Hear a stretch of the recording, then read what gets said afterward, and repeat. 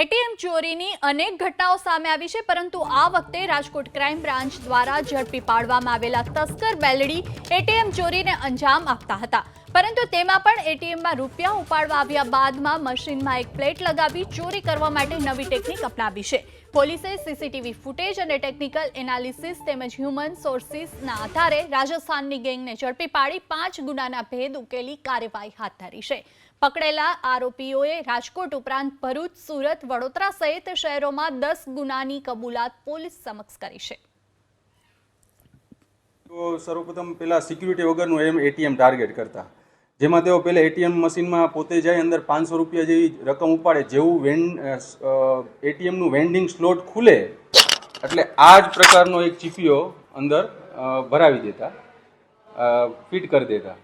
ત્યારબાદ જે પણ આ એટીએમ યુઝ કરે તો એના ખાતામાંથી પૈસા ડિડક્ટ થઈ જાય, પણ જે પણ પૈસા એના ખાતામાંથી નીકળે એ એટીએમમાં આ જગ્યાએ ફિક્સ થઈ જાય।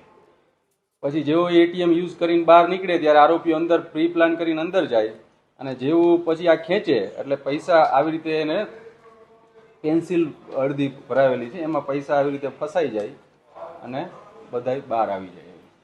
આવી રીતે કરીને ચોરીને અંજામ આપતા હતા।